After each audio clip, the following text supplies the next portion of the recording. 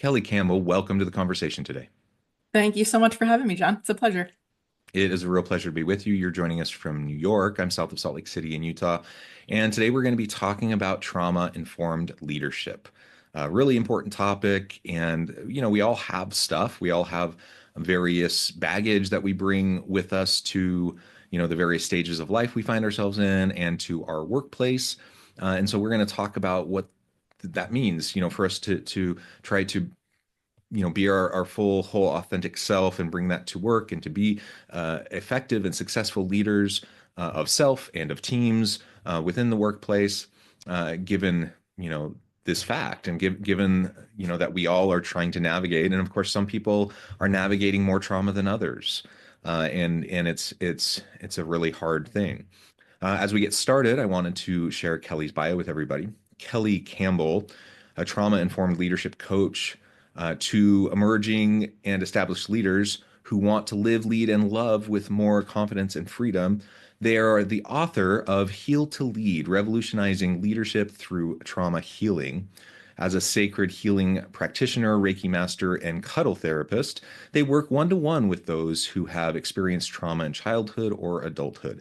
Kelly has written for Entrepreneur, Fast Company, and Forbes, and currently writes on Substack about the new TLC, Trauma, Leadership, and Consciousness. Their vision is for more than half of humanity to heal its childhood trauma so that we may reimagine and rebuild the world together. I love that. We need a lot more rebuilding. We need a lot more connecting. And so I love what you're doing. Thank Kelly, you. anything you would like to add by way of your background, personal context before we dive on in? I would say that, the only thing I would add to that is, I lived this. I was a former CEO for 14 years. And so I know firsthand what it feels like to bring that baggage, that trauma into a leadership role. And that's really kind of what set me on this course was owning that organization. It was a cause marketing agency where we did, websites and all sorts of digital marketing for nonprofits and foundations and social impact initiatives. So lots of important work. And I needed to be leading that team in the right ways. I think I got it right for most of the time, but I certainly saw how much my past emotional history was really running the show sometimes. So that's sort of after selling that company, that's what got me on this track. Yeah, yeah.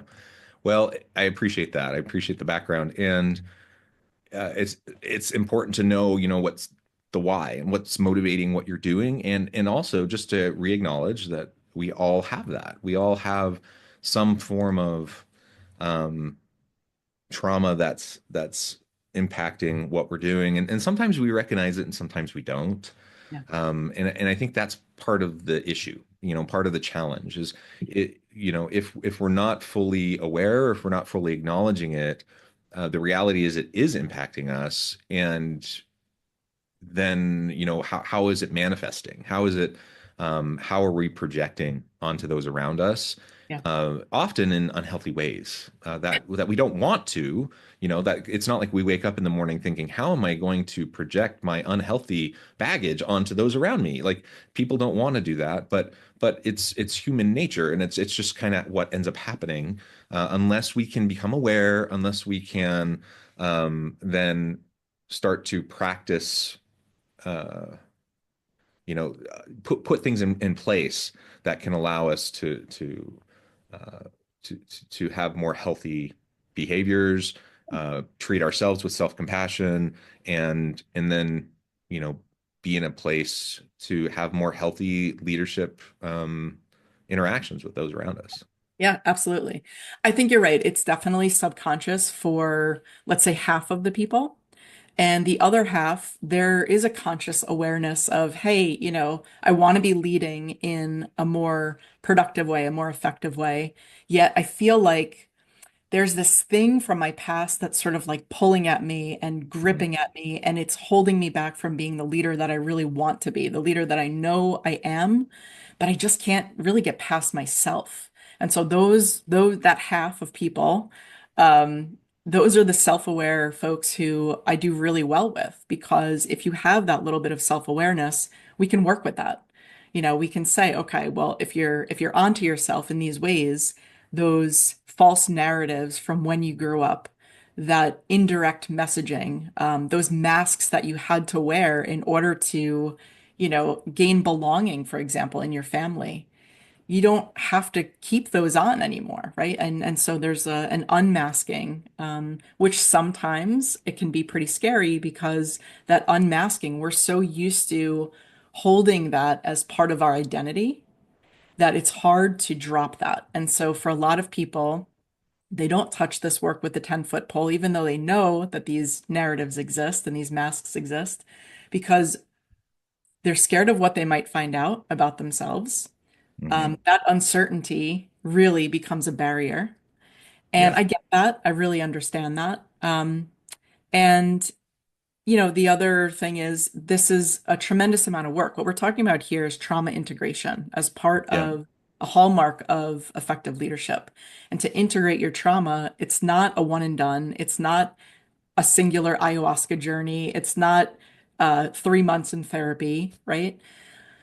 It's a lifelong commitment to healing. But the thing is, it's not just for yourself, it's for all of the other people in your life who you're going to have interactions with, whether those be family members or employees, coworkers, or just people in your personal life. So there's a lot there.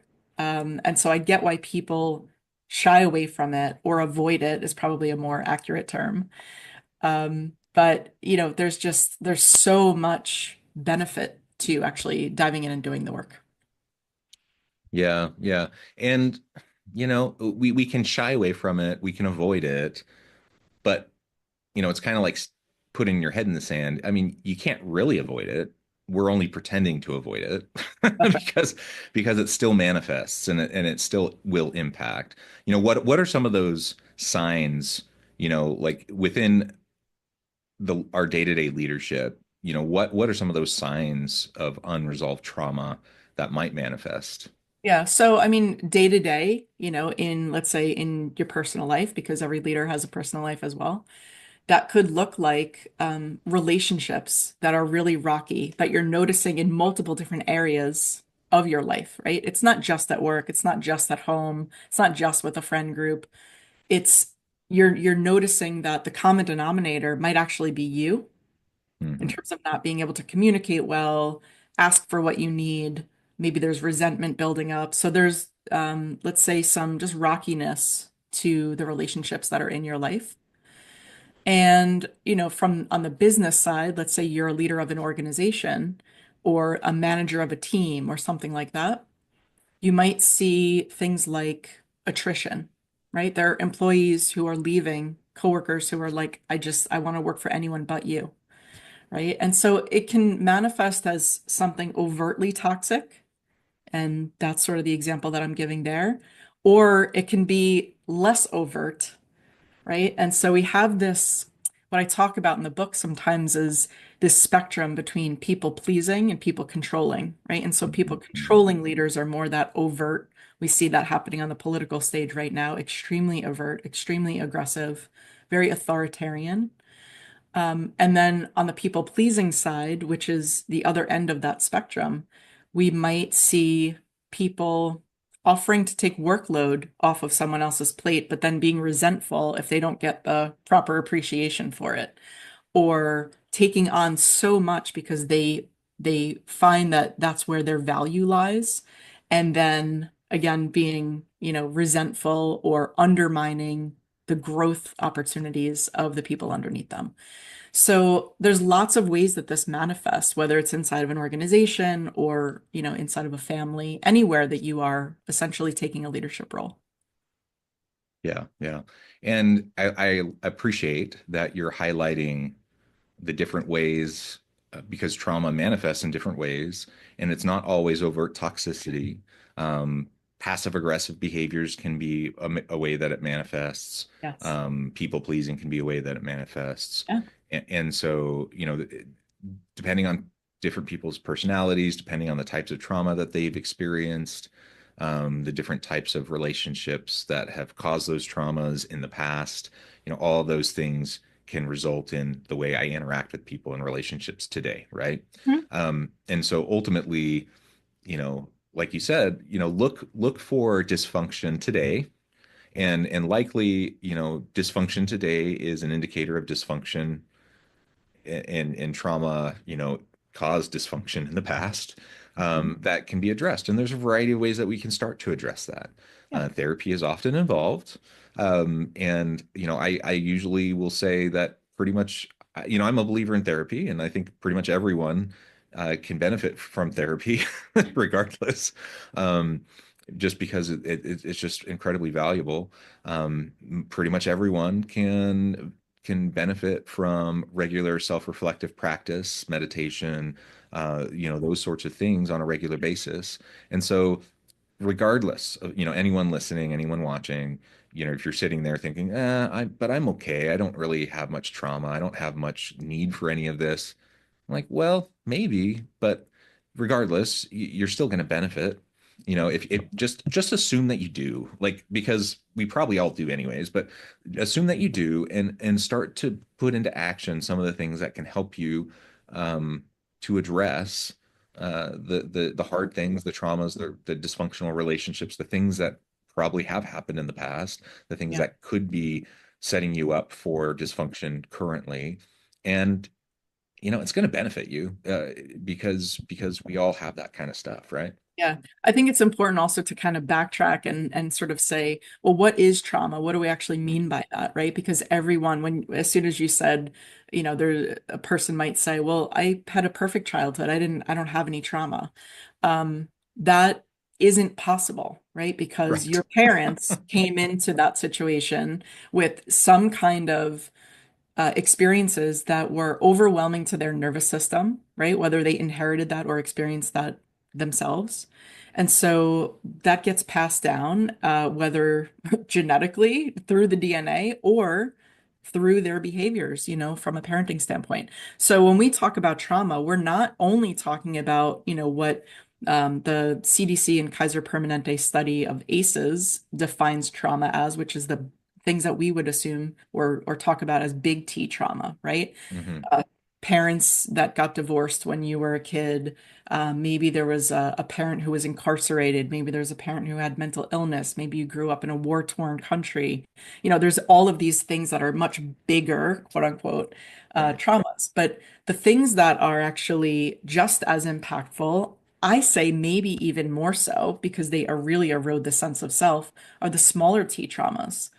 And those are the things that, we all experience in throughout our childhoods, essentially. So feelings of abandonment or rejection or Hmm. betrayal or humiliation, you know that as soon as I say one of those words, your brain immediately goes to like walking into the cafeteria that time. And you know what I mean? Like there's always Right. these childhood memories that it's like you can recall them so quickly because they're lodged in your body. The body stores our trauma. That's what it does.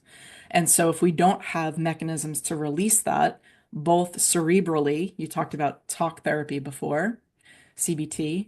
So cerebrally releasing those, verbally processing those, as well as the somatic component, getting it out of the body. Hmm. Super, super important because the body can't discharge that through talking. So while I'm a huge proponent of talk therapy, it in and of itself cannot be a trauma integration modality, because it's not able to discharge through the body. You really need to pair that with some somatic movement, some bodily movement.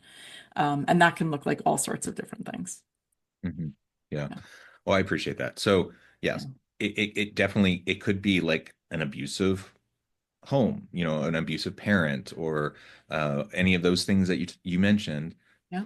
But it could be lots of different subtle things. And I Yeah. think of my own childhood, and for the most part, I would say I had a happy childhood. I had good parents. I had parents that were trying their best, and no shade on my parents. Like, I love my parents and they're good parents. But yeah, like, there are things that I look back on and I'm like, man, there's hard stuff. And I joke with my kids. I'm like, yeah, just let me know when you need help paying those therapy bills, because I do the best I can. But Right. my goodness, I'm sure there's things I'm doing that not because it's intended, not because, I'm not like trying to mess them up, but I'm sure that there are things that I'm passing along, right? Because it's just part of the human condition, right?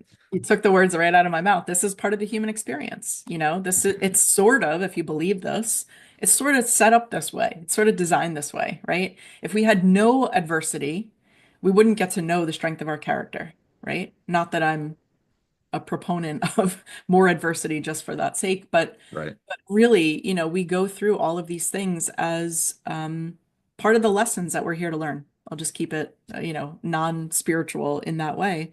But yeah, we all have these lessons to learn, and the traumas that we experience, big T, small t, a combination of the two, that's it. And so when we take that, what I would call unsequenced or unresolved trauma, we can't change the fact that it happened, right? We certainly don't want to say, oh, well, that's in the past. I'll just get over it, because that's not possible either. It is stored in your body, as we said. When you take the responsibility as a leader to actually lean in and integrate that, right? To work through that, to verbally process that, journal, meditate, somatics, whatever modalities, you would like to use. When you integrate that, you can become that whole, more authentic version of yourself, that fuller version of yourself that can be comfortable with vulnerability, as an example, that Yeah. can lead from a place of compassion for others because you have compassion for yourself. These are not soft things, right? If you need to stand up in front of a group of people and disclose something that happened to you when you were younger, that is incredibly brave and incredibly strong. Most people do not have the ability, the strength to do that. So when people say, yeah, vulnerability is such a weakness, we're not thinking about that in the right way.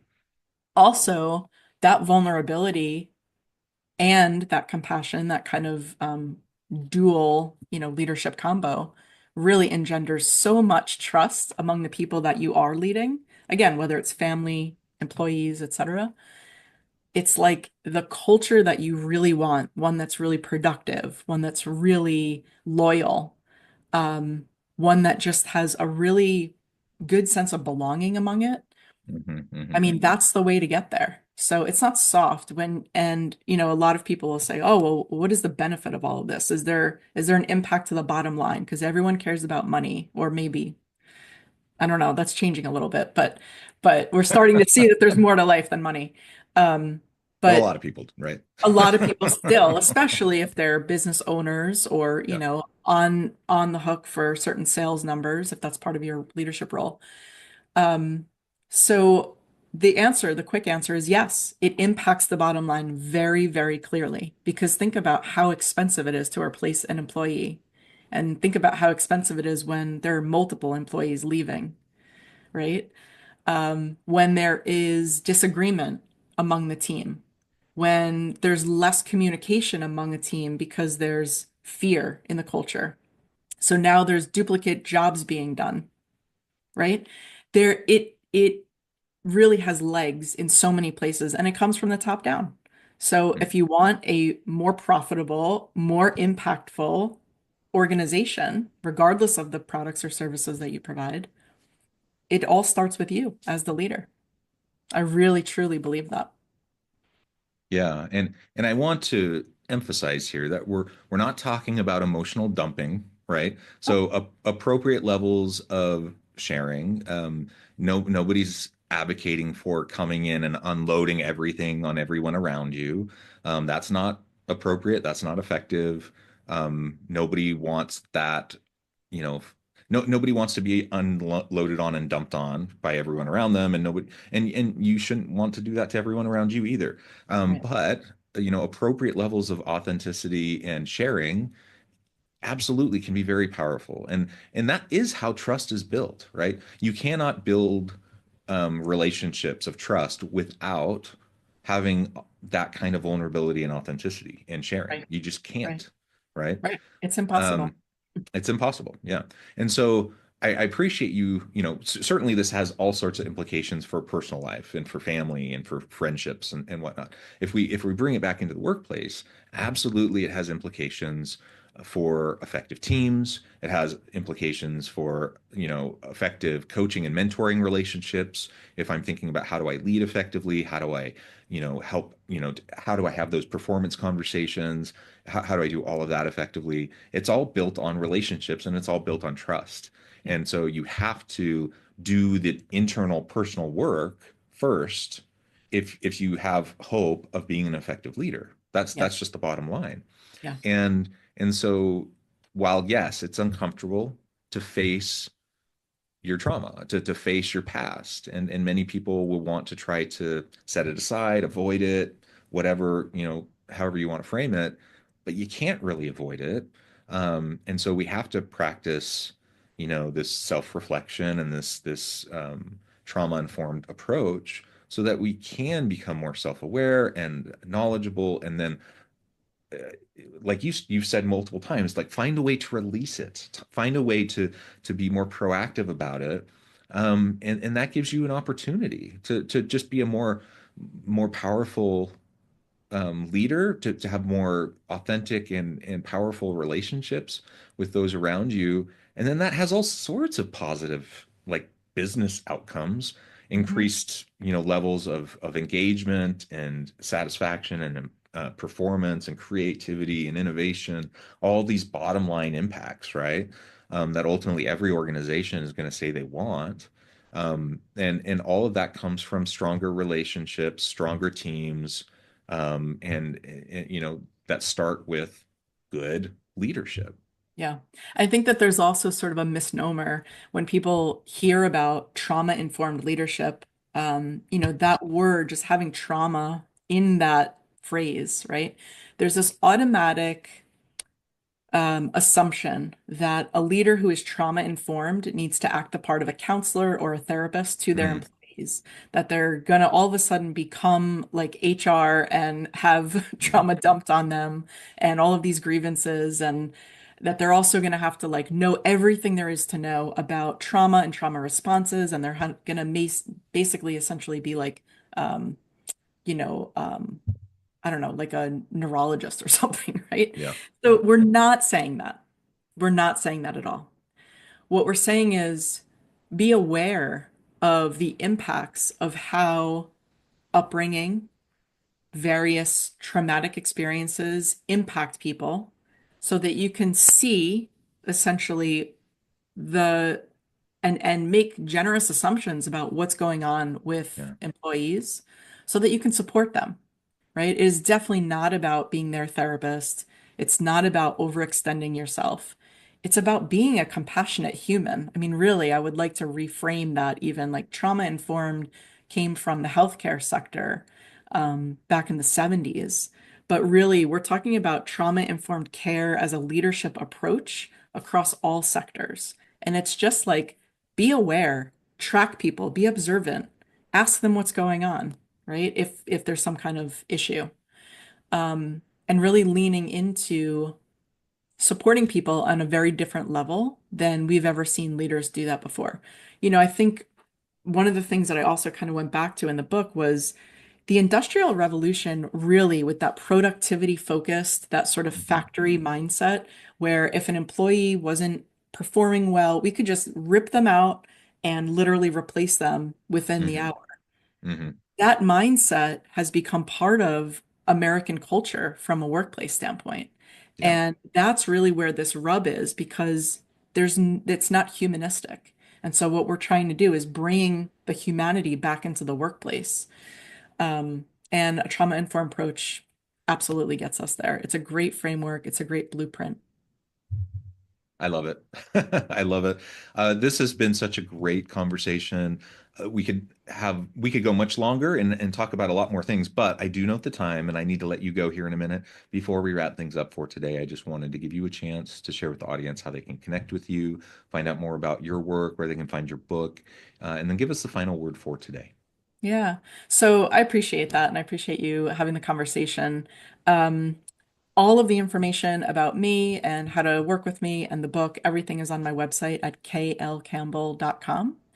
And yeah, the final word, I would go back to that vision that you mentioned earlier.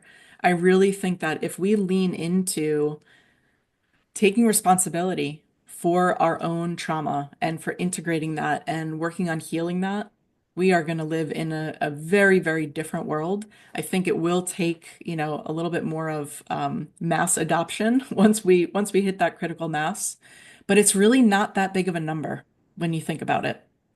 Um, and I believe that that's what we are at the tipping point of now in terms of desire. I'm not saying that Mm, we're there yet, but I'm saying we're seeing the impacts of authoritarian leadership and how childhood trauma has really impacted people like Donald Trump, Elon Musk, Vladimir Putin. We're seeing how that projection of pain, really what that looks like and how it impacts. I mean, when I say the world, I mean very, very yeah, clearly the world. So that's the overt version of this, but I think it's really timely because that's what we're talking about. We're talking about leaning into the opposite of that so that we can rebuild the world that you and I would like to live in. I love it. Kelly, thank you so much. It's been a pleasure. I encourage the audience to reach out, get connected, find out more about what Kelly can do for you. Check out the book. And as always, I hope everyone can stay healthy and safe, that you can find meaning and purpose at work each and every day. And I hope you all have a great week.